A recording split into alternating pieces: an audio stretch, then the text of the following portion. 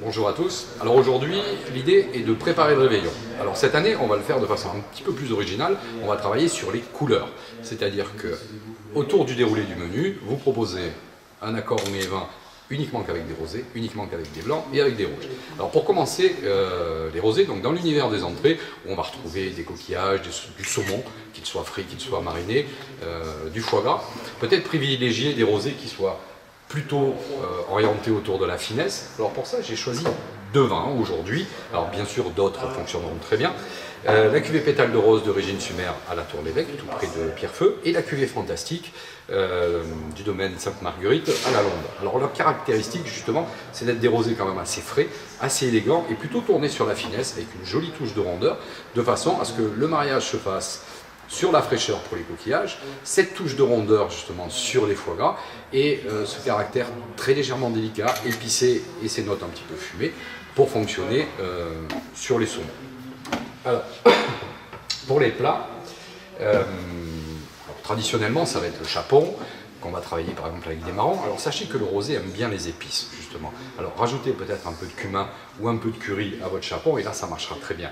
Si vous êtes sur des viandes marinées type civet, peut-être la clé encore une fois c'est de mettre une épice douce comme le paprika par exemple dans votre mijoté de cerf, de biche ou de bœuf. Et rajouter la petite astuce très provençale, c'est des écorces d'orange justement qui marchent très bien et qui vont aller chercher le mariage avec le rosé. Alors pour ça, je vous en ai pris deux qui sont assez différents. Sur le terroir de Pierrefeu, un domaine que j'aime beaucoup, c'est le domaine Grand Pré, qui fait des rosés avec beaucoup d'énergie, du caractère et des notes justement assez épicées. Des vins qui ont du caractère et qui savent justement se révéler quand on en a besoin. Le terroir de Pierrefeu, justement, sur ces viandes rouges, c'est plutôt, et sur ces viandes mijotées du moins, c'est plutôt intéressant. Un autre profil de rosé que je trouve assez intéressant ces dernières années, alors qui est très bien illustré avec le Thibourin du Clos Sibonne, on est sur un millésime 2016, on est sur un autre profil de rosé avec des élevages bois, des notes un petit peu plus patinées, justement ces amers autour des épices, d'écorce d'orange, de safran et qui marchent très bien justement sur les vins, sur ces viandes en sauce.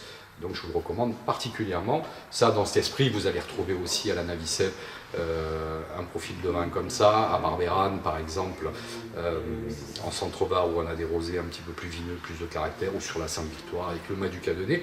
Mais demandez à vos cavistes, ils sauront bien vous conseiller. Dans l'univers des fromages, terminé sur une des grandes appellations de la région, peut-être sur un Bandol. Là j'ai choisi un domaine Tempier 2017, mais beaucoup d'autres Bandols évidemment feront l'affaire. L'idée c'est d'avoir un petit peu plus de force qui est retransmise justement par le Mourvèdre. Choisissez en fonction de la texture du vin, adaptez le choix de votre fromage. Alors pour celui-là en particulier, c'est un rosé de caractère. J'aime bien y marier des croûtes lavées un peu affinées, type Munster, Maroilles, peut-être même sur des reblochons. Ça marche aussi bien sur des pâtes pressées, sur des tomes de Savoie, sur du comté. Vous allez voir, l'accord est assez inattendu, mais le rosé a cette capacité justement d'adaptation absolument parfaite. Voilà, vous aurez donc une originalité autour du rosé. On sait que les rosés sont des vins maintenant de 4 saisons et qui seront des super compagnons pour vos repas de fête.